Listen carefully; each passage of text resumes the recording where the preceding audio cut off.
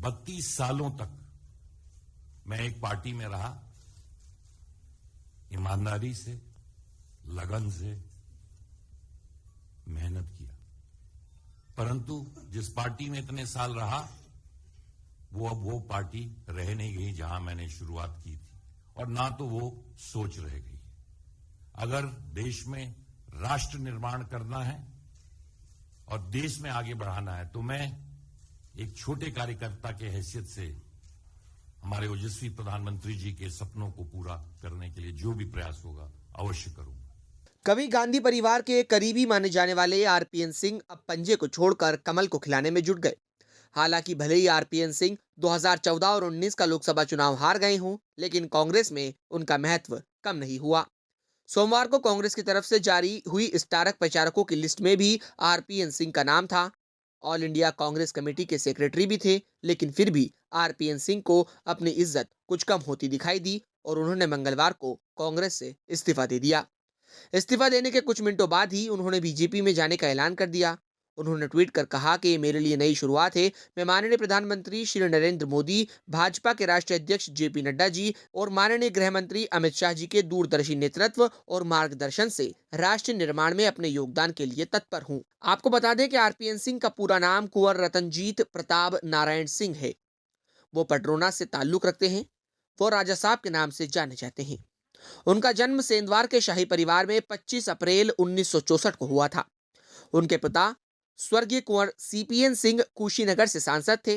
इसके साथ ही 1980 में इंदिरा गांधी की सरकार में वो रक्षा राज्य मंत्री भी थे। अपने पिता के नक्शे कदम पर ही चलते हुए आरपीएन सिंह पहले कांग्रेस से 3 बार विधायक बने, फिर एक बार सांसद रहे। पडरौना उनकी परंपरागत सीट रही है।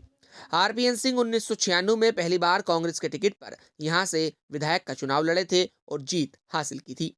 फिर 2002 और 2007 में भी उन्होंने अपनी जीत को बरकरार रखा। इसके बाद 2009 में कांग्रेस ने उन्हें कुशीनगर लोकसभा सीट से चुनावी मैदान में उतारा।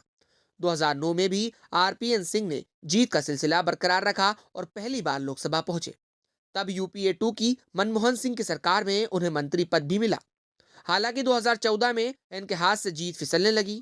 आरपीएन सिंह को 2014 में इसी सीट से भाजपा के उम्मीदवार राजेश पांडे ने हरा दिया। 2019 में भी उन्हें हार ही नसीब हुई। इसके बाद भी कांग्रेस में आरपीएन सिंह का रुतबा कम नहीं हुआ। All India Congress committee secretary के साथ साथ छत्तीसगढ़ और झारखंड के प्रभारी भी रहे। आरपीएन सिंह कांग्रेस और नेहरू गांधी परिवार के चहेते बने रहे। जानकारी के मुताबिक वर्तमान चुनाव में आरपीएन सिंह का कद घटता महसूस हो रहा था। यूपी से आने वाले आरपीएन सिंह को कोई बड़ी जिम्मेदारी नहीं दी गई। कांग्रेस ने इन चुनावों में ज्यादातर नई टीमों के कंधों पर जिम्मेदारी दी हुई है। यूपी में प्रियंका गांधी के हाथों में कमान है। हालांकि सोमवार को आई स्टार प्रचारकों की लिस्ट में आरपीएन सिंह का नाम शामिल था, लेकिन कहा जा रहा है कि उससे पहले ही वो बीजेपी के बड़े नेताओं के साथ मीटिंग कर चुके थे।